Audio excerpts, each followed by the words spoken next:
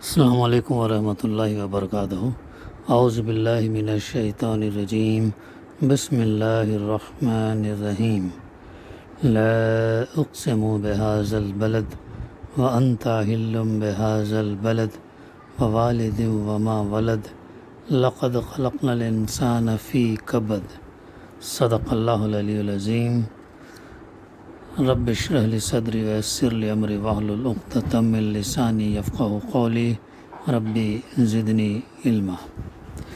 نہیں، میں قسم کھاتا ہوں اس شہر کی، اور حال یہ ہے کہ اے نبی صلی اللہ علیہ وسلم، اس شہر میں تم کو حلال کر لیا گیا ہے، اور قسم کھاتا ہوں باپ کی اور اس کی اولاد کی جو اس سے پیدا ہوئی۔ در حقیقت ہم نے انسان کو مشقت میں پیدا کیا۔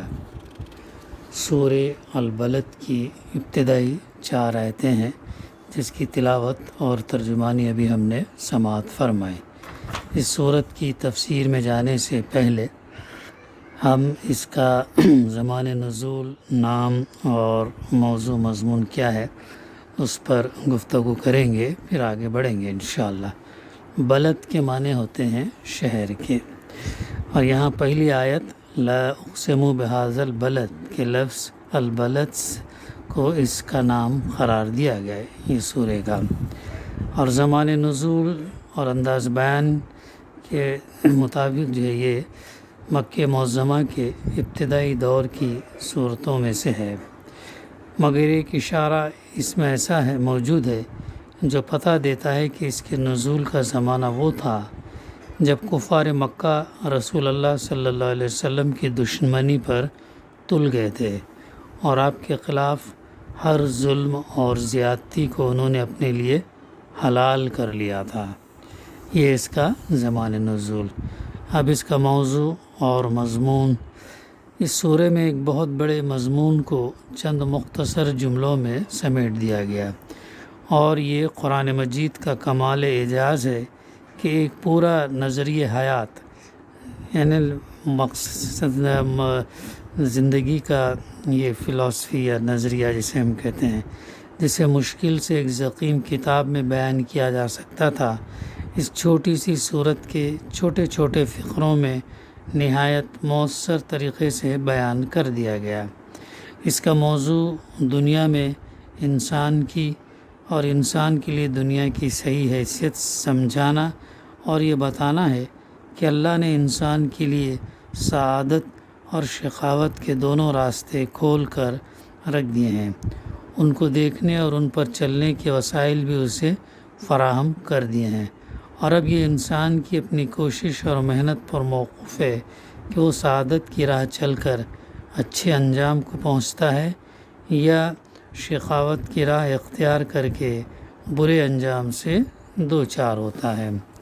سب سے پہلے شہر مکہ اور اس میں رسول اللہ صلی اللہ علیہ وسلم پر گزرنے والے مشکلات، مصیبتیں اور پوری اولاد عالم کی حالت کو اس حقیقت پر گواہ کی حیثیت سے پیش کیا گیا کہ یہ دنیا انسان کے لیے آرام گاہ نہیں ہے، یہ دنیا انسان کے لیے آرام گاہ نہیں ہے جس میں وہ مزے اڑانے کے لیے پیدا کیا گیا ہو، بلکہ یہاں اس کی پیدائش ہی مشقت، تکلیف کی حالت میں ہوئی ہے۔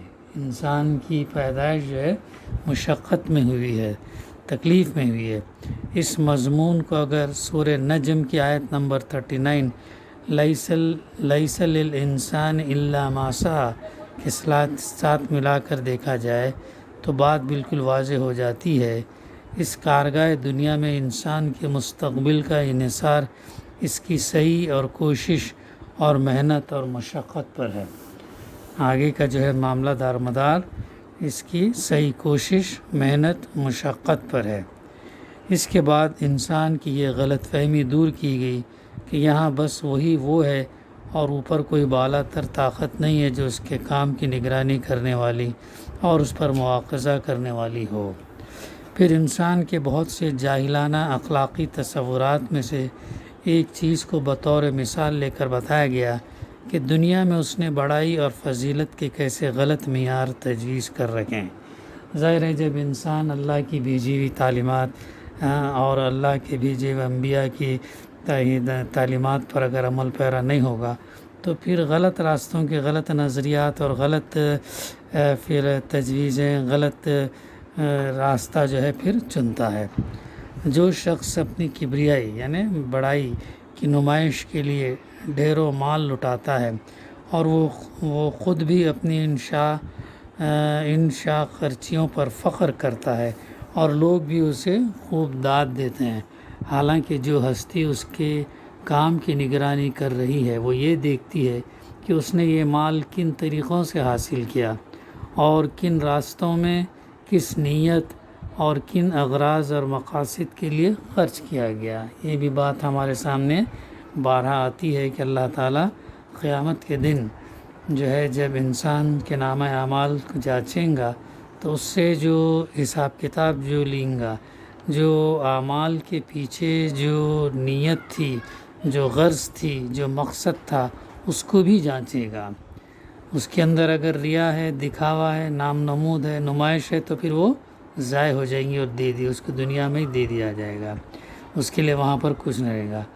تو کوئی عمل اللہ کی رضا کے لیے اگر ہو، اللہ کی خوشنودی کے لیے اگر ہو تو قابل قبول ہوگا۔ اگر اللہ کی رضا کے لیے نہیں، کسی اور اس کے لیے اگر کیا گیا تو پھر ضائع ہوگا۔ تو اللہ تعالیٰ اس دن انسان کی یہ جو ہے جانچ کر اللہ تعالیٰ اس کا یہ دے گا، اجر دے گا۔ تو یہ چیز بھی ہمارے کو ذہن میں رکھنی ہے۔ پھر آگے اس کے بعد اللہ تعالیٰ فرماتا ہے کہ ہم نے انسان کو علم کے ذرائع اور سوچنے سمجھنے کی صلاحیتیں دے کر اس کے سامنے بھلائی اور برائی کے دونوں راستے کھول کر رکھ دیے۔ سورہ شمس اور سورہ اللیل کے اندر بھی ہمارے سامنے باتیں آ گئی کہ اللہ تعالیٰ نے انسان کے اوپر الہام کر دیا، وادیت کر دیا، بھلائی کیا ہے اور برائی کیا ہے، خیر کیا ہے اور فجور کیا ہے، نیکی کیا ہے، فجور کیا ہے۔ اللہ تعالیٰ نے واضح انسان کے اندر ڈال دیا۔ یہ اور بات ہے کہ وہ کہے نہ، لیکن ہر انسان جانتا ہے کہ اچھائی کیا ہے اور برائی کیا ہے۔ دونوں راستے اللہ تعالیٰ نے کھول کر رکھ دیے۔ ایک راستہ وہ ہے جو اخلاق کی پستیوں کی گراوٹ کی طرف جو ہے جاتا ہے۔ سورہ 3 کے اندر ہم نے دیکھا اللہ نے حالانکہ انسان کو لقد خلقنا الانسان فی احسن تقویم، ہم نے انسان کو بہترین ساخت پر پیدا کیا، لیکن اس نے کیا کیا؟ اپنے اعمال، اپنے غلط راستہ چن کر اپنے آپ کو نیچوں سے نیچ میں گرا دیا۔ تو یہ ہمارے مطالعے میں بھی بات ہے، قرآن مجید اس کا تذکرہ کرتا ہے کہ پستیوں کی طرف جاتا ہے، اس پر جانے کے لیے کوئی تکلیف نہیں اٹھانی، یعنی گراوٹ کی طرف، گناہ کی طرف، اتار کی طرف جانے کے لیے کوئی تکلیف نہیں اٹھانی پڑتی، بلکہ نفس کو خوب لذت حاصل ہوتی ہے۔ حالانکہ وقتی طور پر ہوتا ہے معاملہ، جو بھی انسان اگر برائی یا گناہ جو کرتا ہے وقتی اس کے لیے کرتا ہے، لیکن اس کا کیا ہے، اس کا انجام جو ہے خسارہ ہی ہے اس کا انجام۔ تو اب یہ چیز جو ہے اور یہ چیز جو گناہ اگر وہ توبہ نہ کرے، استغفار نہ کرے، اللہ سے رجوع نہ کرے تو انسان کے ساتھ جو ہے وہ گناہ خبر اور خبر سے قیامت اور آخرت تک جو ہے اس کا ساتھ میں رہے گی، اگر وہ توبہ، استغفار اور اللہ سے رجوع نہ کیے۔ تو اسی لیے جو ہے گناہوں سے جو ہے اللہ تعالیٰ سے معافی طلب کرنا، بخشش طلب کرنا، اس سے رجوع کرنا، اور اگر وہی وقت پر اگر ہم اچھا عمل کریں، نیکی کا کام کریں، بھلائی کا کام کریں تو پھر وہ ہر وقت ہمارے ساتھ رہے گی، خبر میں، قیامت میں، آخرت میں، ہر جگہ پھر وہ ساتھ۔ تو ہمارے اختیار میں ہے، جو ہم کرنا چاہتے ہیں وہ ہمارے اختیار میں ہے۔ اللہ تعالیٰ نے انسان کو اختیار اور اس کی آزادی دے کر دنیا میں بھیجا ہے۔ اب دوسرا راستہ اخلاق کی بلندیوں کی طرف جاتا ہے، جو ایک دشوار گزار گھاٹی کی طرح کہ اس پر چلنے کے لیے آدمی کو اپنے نفس پر جبر کرنا پڑتا ہے۔ گھاٹی پر یا وہ چڑھان پر جو ہے انسان کو محنت کرنا پڑتا ہے اور طاقت لگانا پڑتا ہے، تو اس کی مثال دی جا رہی، نفس پر جبر کرنا پڑتا ہے۔ یہ انسان کی کمزوری ہے کہ وہ اس گھاٹی پر چڑھنے کی بنسبت کھڈ میں لڑکنے کو ترجیح دیتا ہے۔ پھر اللہ تعالیٰ نے آخر میں بتایا کہ وہ گھاٹی کیا ہے جس سے گزر کر آدمی بلندیوں کی طرف جا سکتا۔ وہ گھاٹی کیا ہے، جو چڑھان جو ہے کیا ہے، جو چڑھنے سے اپنے نفس کو دبا کر وہ بلندی کی طرف جا سکتا، کیا ہے؟ وہ یہ ہے کہ ریا، دکھاوا، فقر اور نمائش کے خرچ چھوڑ کر آدمی اپنا مال یتیموں اور مسکینوں کی مدد پر خرچ کرے، اللہ اور اس کے دین پر ایمان لائے اور ایمان لانے والوں کے گروہ میں شامل ہو کر ایک ایسے معاشرے کی تشکیل میں حصہ لے جو صبر کے ساتھ حق پرستی کے تقاضوں کو پورا کرنے والا اور خلق پر رحم کھانے والا ہو۔ اس راستے پر چلنے والوں کا انجام یہ ہے کہ آدمی اللہ کی رحمتوں کا مستحق ہو، اور اس کے برعکس دوسرا راستہ اختیار کرنے والوں کا انجام دوزخ کی آگ ہے، جس سے نکلنے کے سارے دروازے بند ہیں۔ ایک دفعہ اگر پڑ گیا تو پھر اللہ تعالیٰ جو اس نکلنے کے دروازے بند، اللہ یہ کہ اگر ایمان والا بھی ہو تو اس کے گناہ کی سزا پانے کے بعد جو پھر اللہ تعالیٰ چاہے تو پھر اس کو نکال کر جنت میں ڈالے گا، لیکن جو یہ کیے ہیں گناہ وغیرہ کیے اس کی سزا بھگتنا پڑے گا۔ وہ ایسی جگہ جہاں سے نکلنا مشکل ہے۔ تو یہ اس صورت کا کیا ہے، نام، زمان نزول اور اس کا مضمون، بڑی اہم صورت ہے اور مختصر انداز میں بتائی گئی۔ اس کی تفسیر میں لا اقسم بہذا البلد، نہیں سے شروع کیا گیا، لا یعنی نہیں سے اس کا شروع کیا۔ اسی طریقے سے سورہ قیامہ کے اندر بھی نہیں کے ساتھ بات شروع کی گئی۔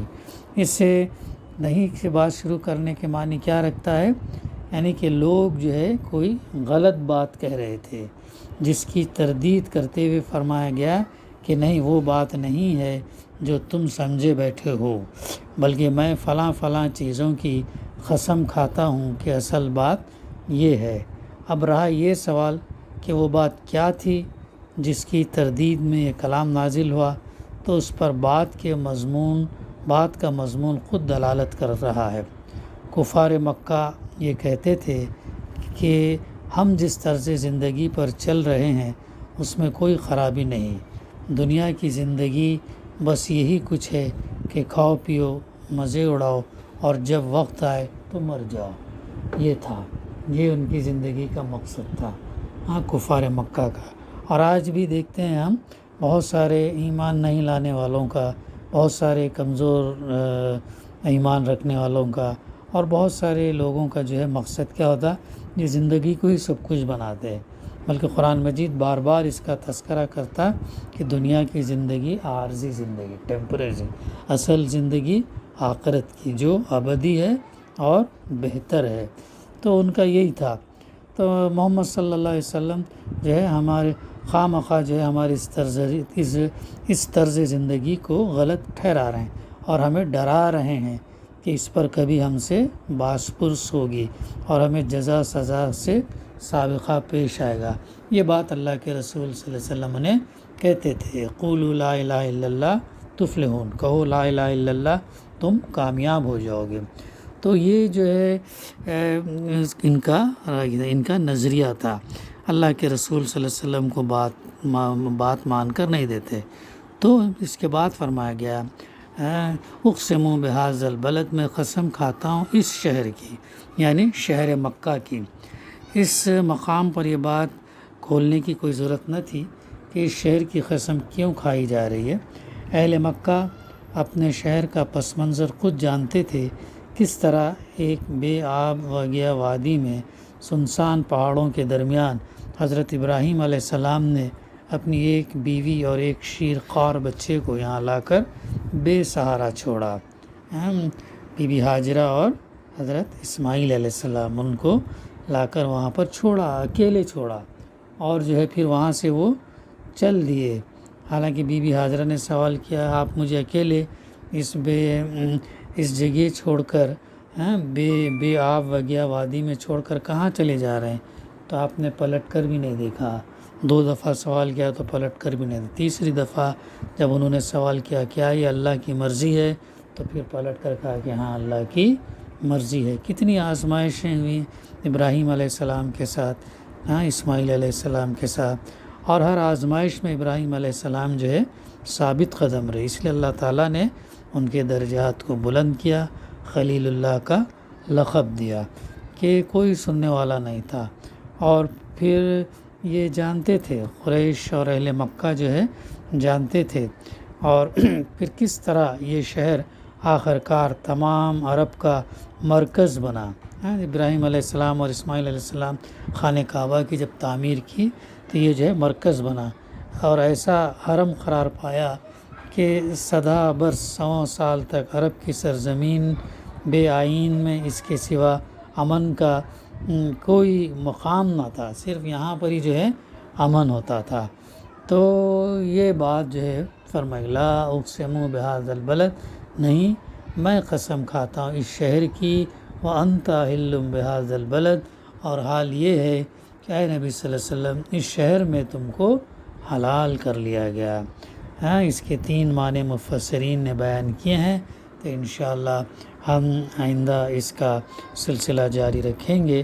دعا ہے کہ اللہ سبحانہ و تعالی ہمیں کہنے سننے سے زیادہ عمل کرنے کی توفیق عطا فرمائے، اور اس پیغام کو جو ہے ہم لوگوں تک پہنچانے کی بھی جو ہے اللہ تعالی ہمیں توفیق و عنایت عطا فرمائے. ربنا تقبل منا انک انت السمیع العلیم وتب علینا انک انت التواب الرحیم. صلی اللہ تعالی علی خیر خلقہ وعلی آلہ وصحبہ اجمعین. الحمد للہ رب العالمین.